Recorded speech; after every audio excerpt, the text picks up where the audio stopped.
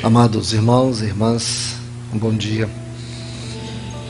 Vamos abrir as Bíblias aqui em Êxodo capítulo 12. Êxodo capítulo 12. Vamos ler apenas o versículo 42. Êxodo capítulo 12. Apenas o versículo 42.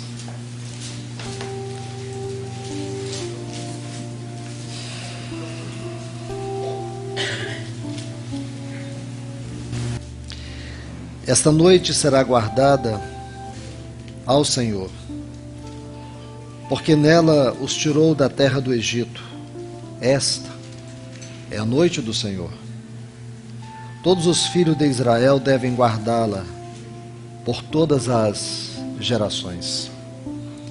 Amados irmãos e irmãs, gostaria que vocês considerassem comigo apenas esta frase: esta é a noite do Senhor. Então vamos procurar aqui pelos evangelhos entender como foi esta noite. Nós estamos diante da mesa do Senhor. Corremos um grande risco de estarmos diante desta mesa e apenas por formalismo participarmos dela, ou às vezes por ritualismo religioso, tocar nesses elementos, sem compreender a realidade intrínseca, contida nesta tão maravilhosa verdade que nos foi outorgada pelo nosso amado Senhor Jesus. O que significou para Ele nos dar esta mesa? O que significou para Ele ser moído pelos nossos pecados? O que significou para Ele derramar todo o seu sangue em nosso favor? Eu vou tentar mostrar para vocês um pouco sobre esta noite. Então, por favor, venham comigo aqui no Evangelho de Marcos. Vamos começar a partir do Getsemane, olhando alguns detalhes e depois vendo os 6 julgamentos que o Senhor Jesus experimentou. É importante que você saiba que Ele passou por 6 julgamentos. Nesta noite, ou durante toda esta noite, alguns dizem que esta noite durou 15 horas. Se nós começarmos a contar, a partir do momento que ele sai do cenáculo e vai para o Getsemane, por volta de meia-noite, ele deve ter ficado ali em torno de 1 hora. Ele foi preso a 1 hora da madrugada. E a partir daquele momento, a partir daquelas horas que se seguem, nós vamos ver a dura noite que o Senhor teve que enfrentar e passar no nosso lugar. Então, irmãos, irmãs, aqui no Evangelho de Marcos, capítulo 14, nós vamos começar a entrar nesta noite. Eu vou tentar traduzir para os irmãos, não tem muito o que falar. Eu creio que só a leitura dos textos já dizem por si só. À medida que nós formos entrando, a gente vai tendo uma real visão de toda a dor e agonia que o Senhor suportou.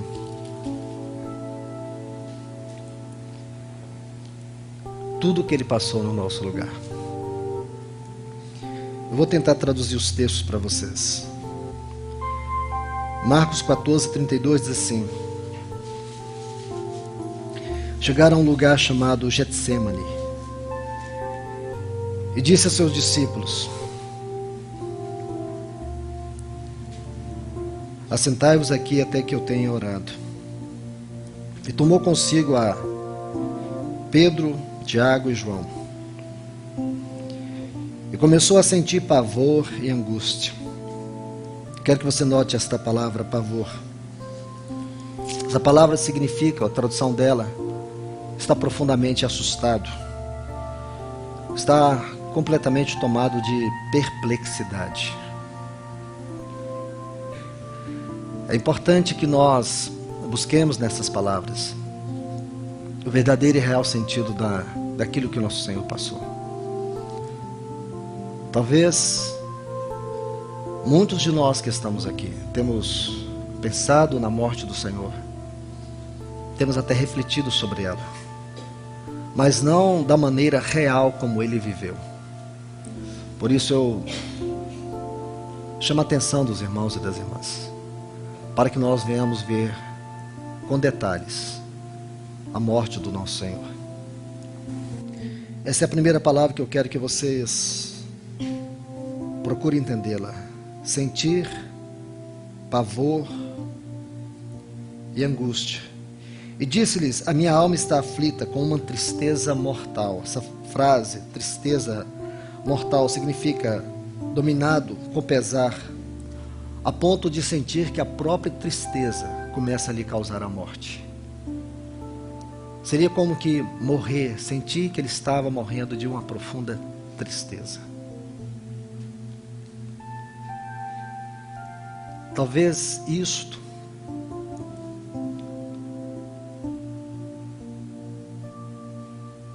nos faça entender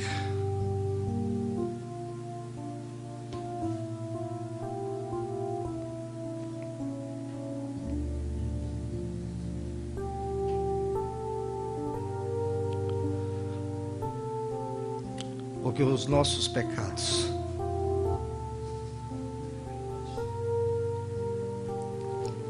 causou sobre ele.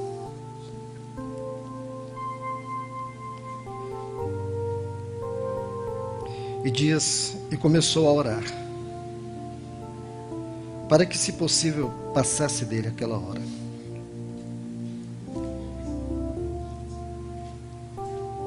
Vamos para o Evangelho de Lucas.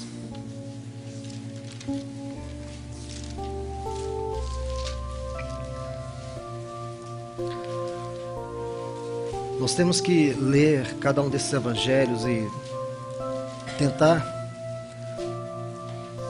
agrupar em um quadro todos esses textos, para que a gente possa ter uma visão plena. Cada um deles pode tocar um pouco da esfera do sofrimento do nosso Senhor. Lucas vai transcrever para nós, talvez do ponto de vista médico, versículo 44.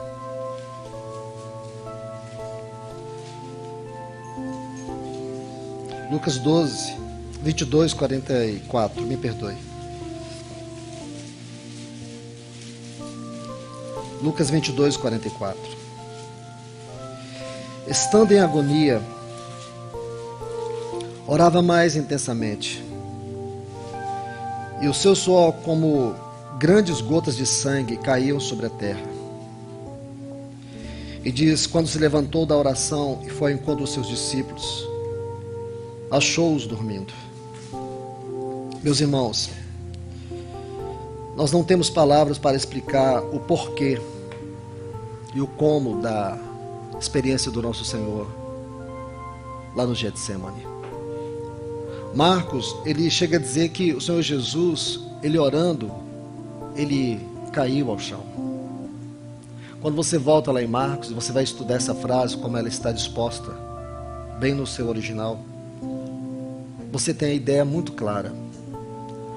Mesmo os escritores, eles não conseguiram traduzir de forma perfeita o como deste sofrimento do Senhor. E tendo a palavra de Deus chegado até nós, depois de 40 versões que se passaram ao longo dos séculos, muito foi perdido. Mas eu vou tentar traduzir também. Não quero levar vocês a ler novamente Marcos, mas está lá no capítulo 14. Quando diz que ele orava e caía. Essa palavra cair é perder toda a força do seu corpo e ser jogado ao chão. E a ação do verbo lá está de forma contínua. O que significa que à medida que ele levantava e dava alguns passos, ele era como que jogado no chão. E caía com toda a força. O sentido é justamente esse, cair ao chão com toda a força do peso do seu corpo. Tamanha dor. Aqui Lucas, ele descreve uma hematidrose. Essa hematidrose é uma dor física, acompanhada de um grande, terrível peso violento sobre o seu corpo. E assim as veias finíssimas, aquelas veias capilares, elas se rompem. E assim o suor se transforma em gotas de sangue. Os cientistas, eles entenderam que isso é possível somente numa situação quando a pessoa sente no seu interior esmagado por uma dor insuportável, por uma perplexidade, uma angústia indescritível.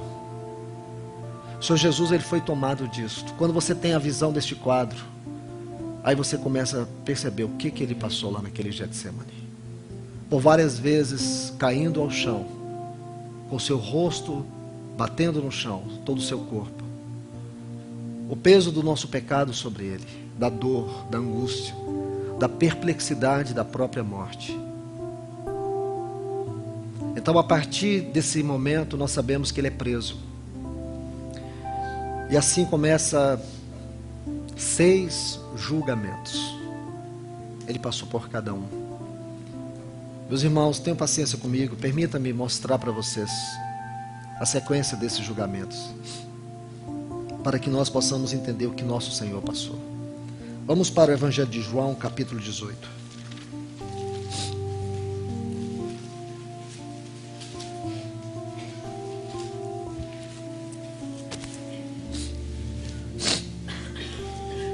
Aqui nós temos o primeiro julgamento.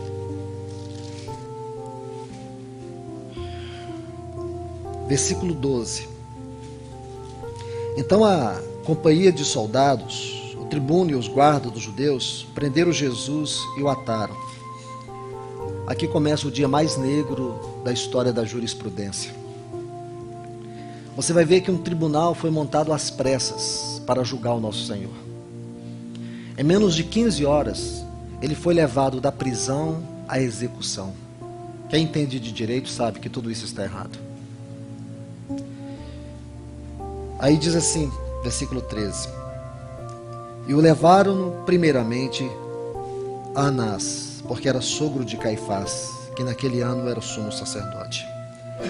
Então este foi o primeiro julgamento. Vamos para o segundo. Mateus capítulo 26.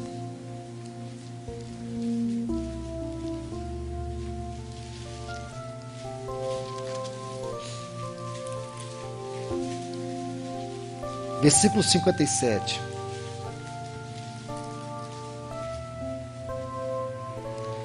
Diz assim: os que prenderam Jesus o levaram diante do sumo sacerdote Caifás. Então levaram primeiro à casa de Anás, agora levaram ele para a casa de Caifás, diante de Caifás, onde estavam reunidos os escribas e os anciãos.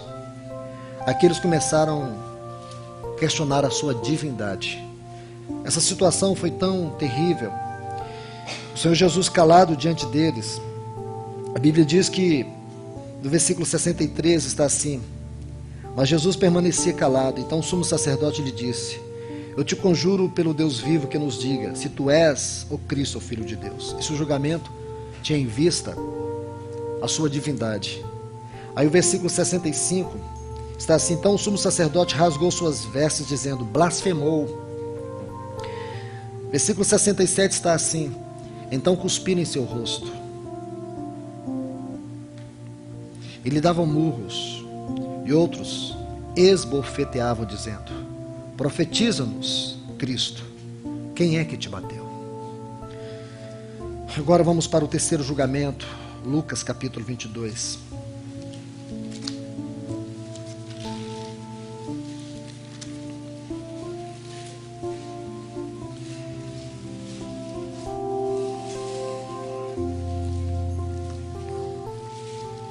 Aqui agora esse julgamento é no Sinédrio.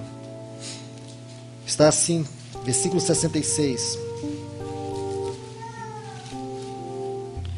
Quando amanheceu, o conselho de líderes judeus se reuniu, tanto os principais sacerdotes como os escribas, e o levaram ao Sinédrio, dizendo: se tu és o Cristo, dize-nos. Ele lhes disse: se vos digo, de algum modo, nenhum modo, crereis. Então, mais uma vez, eles começam a acusar o Senhor. São duas acusações. Se ele era o Cristo, e o versículo 70. Disseram todos, então tu és o Filho de Deus? Agora, irmãos, irmãs, vamos para Marcos capítulo 15. Porque nós vamos para o quarto julgamento. Esse julgamento agora é diante de Pilatos. Aqui por volta de 5 horas da manhã, todos esses julgamentos teriam durado até aqui. Marcos 15:1 está assim: logo ao amanhecer, os principais sacerdotes, com os anciãos, com os escribas e todo o sinédrio, prepararam uma reunião e depois de prenderem Jesus, levaram e entregaram a Pilatos. Pilatos lhe perguntou, tu és o rei dos judeus? Se vocês observarem, são 3 acusações: de perverter a nação, proibir o tributo a César e declarar-se rei dos judeus. Então, se vocês observarem todos os textos, vocês vão ver que este julgamento constitui destas 3 acusações.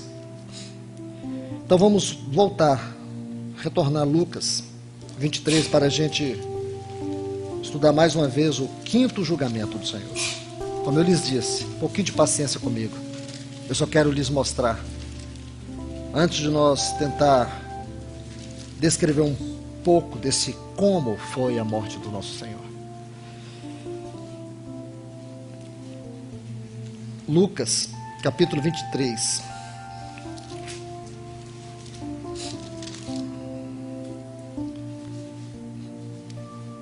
Versículo 6 está assim: então Pilatos, ouvindo dizer Galileia, perguntou se o homem era galileu. Quando se percebeu de que era da jurisdição de Herodes, remeteu a Herodes, que naqueles dias também estava em Jerusalém. Versículo 10: estando os principais sacerdotes e os escribas acusando-o com grande veemência, então Herodes com seus soldados, depois de menosprezá-lo e escarnecê-lo, vestiu-lhe com uma roupa esplêndida e o tornou a enviá-lo a Pilatos. E aqui agora, irmãos, vamos para o 6º e último julgamento, Mateus capítulo 27.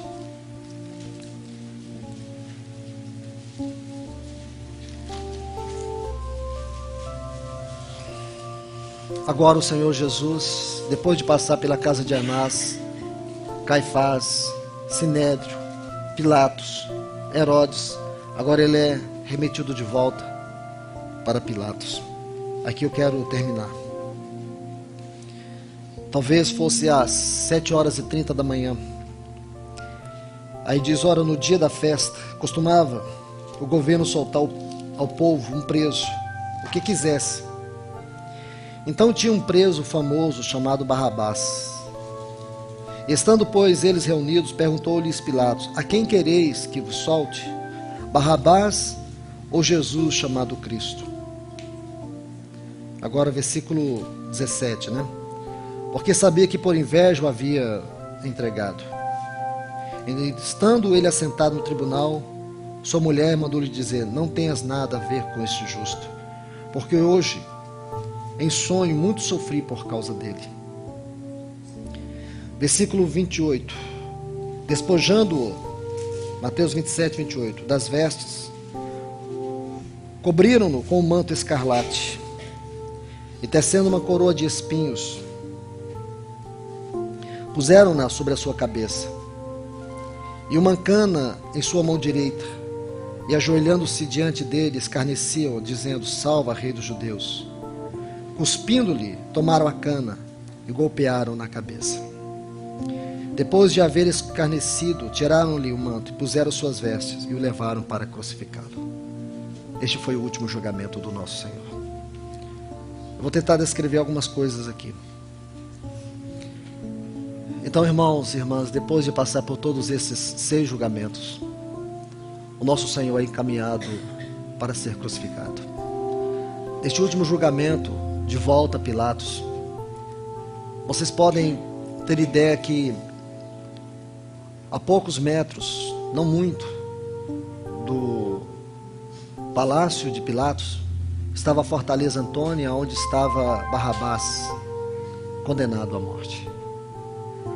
O que é curioso é que quando você estuda isso aqui, e você pode procurar nos documentos antigos, você vai descobrir algumas coisas extraordinárias. Você sabe qual é o primeiro nome de Barrabás? O primeiro nome de Barrabás é Yeshua Bar Abbas. Sabe o que significa isso? Jesus, filho do Pai. Esse é o significado do nome Barrabás. Um outro detalhe que você vai notar aqui é que eles estavam questionando a divindade do nosso Senhor. E você sabe que quando Pilatos mandou crucificar o Senhor, eu não tenho tempo para falar nisso, mas vou falar bem rapidamente. A gente precisaria de mais tempo, mas não é o momento agora. Você sabe que ele colocou uma frase acima na cruz, INRI, que é a tradução do hebraico, arcaico, antigo. São as mesmas letras que compõem, porque ali estava um acróstico daquele antigo tetragrama. Os judeus, eles chamavam isto o nome impronunciável de Deus. Quando os judeus se deram conta de que lá na cruz ele havia colocado aquelas letras e que formavam o acróstico do tetragrama, eles pediram que Pilatos retirasse. E Pilatos disse: o que escrevi, escrevi. Ora, você imagina que lá, mesmo sem saber, Pilatos estava dando ênfase de que naquela cruz estava morrendo aquele que era Deus com Deus, o Filho de Deus. Então, irmãos e irmãs, o que se segue agora é uma tortura que vocês não fazem ideia. A cruz e a morte de cruz foi a forma mais cruel inventada para se exercer uma execução. Um grande cientista chamado Frederic Zugibe, ele gastou 40 anos estudando sobre a morte do Senhor. Ele é um médico legista. E as suas descobertas foram incríveis. Então ele diz que quando eles colocaram a coroa na cabeça do nosso Senhor, e quando eles batiam com aquele caniço, aqueles espinhos perfuraram o nervo trigêmeo. Do ponto de vista médico, esse nervo, quando ele é afetado, ele provoca uma dor que em certos casos nem a morfina consegue tirar. Aqueles espinhos perfurando a fronte dele, sendo golpeado por um caniço, provocou no Senhor uma dor humanamente quase que insuportável. Aí o Senhor Jesus, ele foi encaminhado segundo os costumes que regia a crucificação. Primeiro ele tinha que passar por um momento de tortura, onde ele deveria levar uma quarentena de açoite menos um. O preso, ele deveria ficar um pouco debruçado sobre um tronco. Seus braços deveriam ser esticados por 2 argolas e também os pés. Ele ficava curvado. Um especialista em tortura deveria aplicar os golpes. Era um chicote chamado de flagelo. Ele tinha 8 pontas. 4 eram chumbos e 4 eram ossos. Geralmente os presos morriam ali mesmo. Quando o Senhor Jesus levou todos aqueles açoites, os ossos, os chumbos causavam vergões e os ossos estraçalhavam a sua carne. É curioso também que a arqueologia antiga diz que até o tempo do nosso Senhor Jesus só haviam sido descobertos 320 tipos de enfermidades. Por isso que Isaías disse: ele levou sobre si todas as nossas enfermidades. E ali o preso era açoitado. Depois de açoitado, e você pode ver o nosso Senhor, que desde a meia-noite, sua alma sendo tomada de tamanha angústia e dor, perplexidade, ele agora é ordenado a levar o madeiro, a cruz, numa estrada de aproximadamente 4 quilômetros. Ele foi ajudado por Simão Cireneu. Segundo a tradição, aquela cruz deveria ser colocada no chão. O preso deveria deitar sobre ela. Seus braços deveriam ser esticados da mesma forma como se estica a corda de um violino.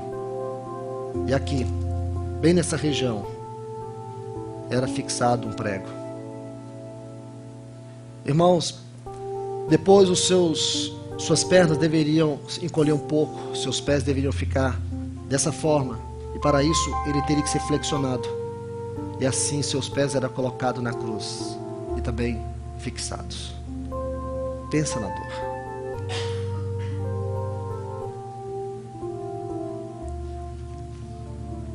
Depois que levantava ele, segundo o Dr. Frederick Zugibe, algumas coisas o incomodaram muito. Ele ficou tão incomodado, esse cientista, que ele chegou a prender uma pessoa durante algumas horas na cruz. Não com cravos, é claro. Ele descobriu algumas coisas impressionantes que deixaram ele perplexo. Primeiro, na posição que o nosso Senhor estava, somando-se todas as dores sobre o seu corpo, e a forma como ele estava, a posição na cruz, a sua respiração era mínima. Só havia uma forma dele respirar: se ele posicionasse, fizesse uma força para frente e voltasse. Mas para ele fazer isso, a dor que ele sentia, as câimbras, os espasmos, eram tão fortes que eram quase que insuportáveis. Mas o que assombrou não somente Frederick Zugibe, mas todos os cientistas que estudaram a morte do nosso Senhor, foi porque ele disse 7 palavras na cruz.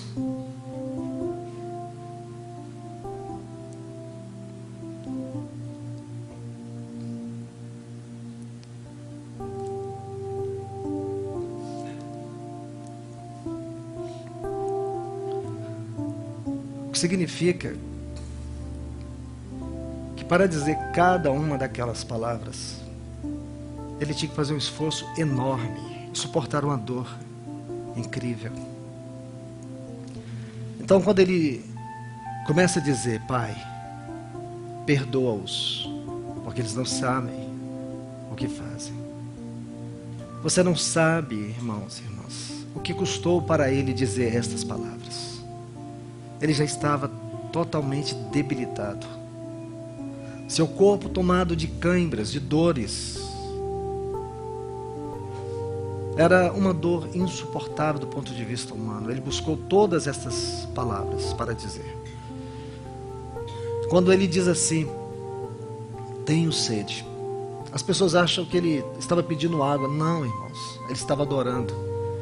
Ele estava cantando o Salmo 42. Assim como a corça suspira pela corrente das águas, assim por ti, ó Deus, a minha alma tem sede de ti.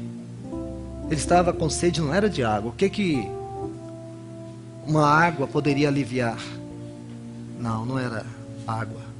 Quando ele diz assim: Deus meu, por que me desamparaste? Ele estava cantando o Salmo 22.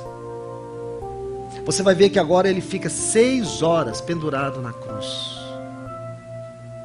Que dor, que momento. Agora você consegue entender isso aqui? Isaías capítulo 53, e aqui eu quero encerrar.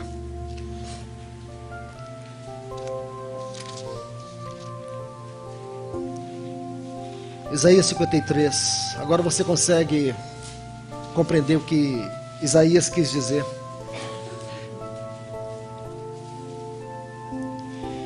Ele diz assim: quem deu crédito à nossa pregação? Quem? Quem vai crer nisto? Esta é a mensagem da cruz. E a quem se revelou o brado do Senhor? Irmãos, você vai vendo tudo isso, você vai ficando chocado. Ele diz que olhamos para ele, versículo 2: cresceu como broto diante dele, como raiz de uma terra seca. Não há aparência, nem formosura para que olhemos para ele, nem atrativo para que nos deleitemos nele. Era desprezado e rejeitado entre os homens, varão de dores, experimentado no sofrimento, como um diante de quem se esconde o rosto. Era desprezado e não o estimamos. Certamente levou nossas enfermidades, suportou nossas dores. Nós tivemos por castigo, ferido de Deus e abatido. Ele foi ferido por nossas transgressões, moído por nossos pecados. O castigo que nos traz a paz estava sobre ele. Todos nós andamos desgarrados como ovelhas, cada um se desviou pelo seu caminho. Mas o Senhor fez cair sobre ele a iniquidade de todos nós. Foi oprimido e afligido, mas não abriu a sua boca. Você vai ver aqui que ele diz que agradou o Pai moê-lo. Como foi possível isso, irmãos? Como agradou o Pai moê-lo? Porque foi nele que o Pai encontrou a satisfação da sua justiça. O preço era alto demais. O preço que Deus exigiu para a nossa redenção foi um preço que estivesse à altura do seu valor, do seu caráter. Não podia ser nada menos do que isso. Aquela transação da cruz não foi uma transação entre Deus e o diabo, foi uma transação entre Deus e Deus mesmo. Ele não morreu para satisfazer alguma exigência do inimigo. Ele morreu no nosso lugar para satisfazer o alto preço da justiça de Deus. Então, irmãos, quando nós olhamos para isto, nós olhamos para todo esse cenário, o nosso coração é tomado de uma alegria tão grande, irmãos. Como foi possível Ele nos amar tanto assim? Reunir em torno da mesa do Senhor e contemplar isso traz um alento tão grande, irmãos. Traz uma alegria indescritível. Quão maravilhosa é a mesa do Senhor. E hoje Ele está aqui como digno anfitrião, nos convidando para poder comer da sua carne, beber o seu sangue, porque agora nós fazemos parte dele. Que lindo é tudo isso, irmãos. Olhar para esta cruz, ver a noite que o nosso Senhor passou para que nós não andássemos mais em trevas, compreender a glória do amor de Deus por nós, a glória da graça de Deus por nós, a glória da glória de Deus. Tudo isso que nós vamos ver neste sofrimento do nosso Senhor. E hoje saber que Ele está aqui entre nós, recebendo a nossa adoração, recebendo o nosso louvor. Não é qualquer louvor, não são palavras quaisquer. Nós precisamos do Espírito Santo para nos ajudar na inspiração para adorar Ele, porque Ele é digno. Ele é digno. Agora você consegue entender Isaías aqui? Irmãos, eu não tenho condições de traduzir tudo isso para vocês, mas a tônica das palavras, conforme elas foram dispostas no original, é de pavor. Isaías está dizendo assim: quem vai crer nessa pregação? Só quem o Senhor revelar, porque humanamente ninguém tem condições de crer. Olhe para Ele na cruz. Não havia nenhuma beleza, Ele foi desfigurado, literalmente desfigurado. Aquele retrato que eles dizem santo sundário, aquela das maiores mentiras que o catolicismo já pregou. O rosto do Senhor estava desfigurado, o rosto dele estava inchado, os seus olhos estavam inchados.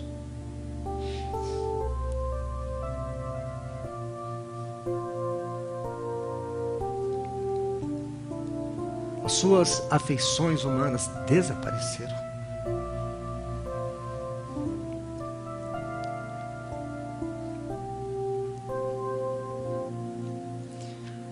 Porque este é o nosso Senhor.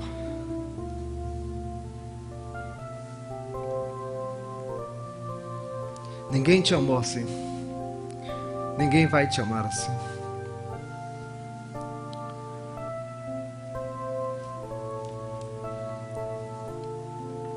Participar da sua mesa é um grande privilégio.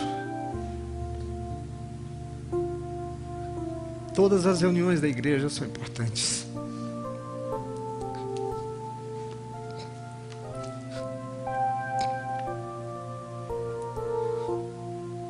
Mas essa é singular. Porque não precisamos mais contemplar o nosso Senhor assim. A nossa visão agora, irmãos, é a visão de João na ilha de Patmos. Seus cabelos brancos como a lã, seus olhos como chama de fogo, seus pés como um bronze polido, seu rosto como o sol com toda a força. João disse: quando eu vi, caí como morto aos seus pés. Esse é o nosso Senhor ressurreto. Ele agora está diante do Pai como nosso sumo sacerdote, ministrando Deus para nós. Os sacerdotes aqui na terra ministravam a Deus, agora Ele ministra de Deus. Irmãos e irmãs, contemple esta manhã. Quem é o nosso Senhor? Que amor que Ele tem por nós. Veja Ele naquela mesa ou naquela ceia, a ceia que Ele nos deixou.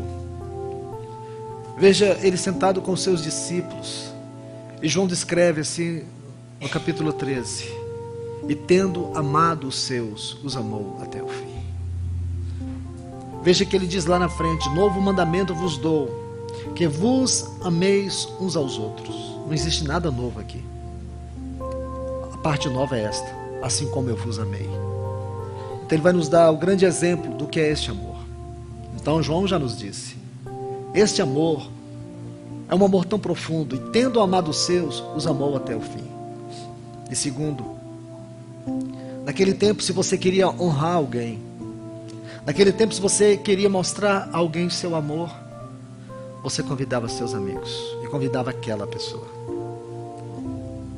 Aquela pessoa não sabia que naquela ceia você iria demonstrar o amor, seu carinho por ela, mas ela estaria lá.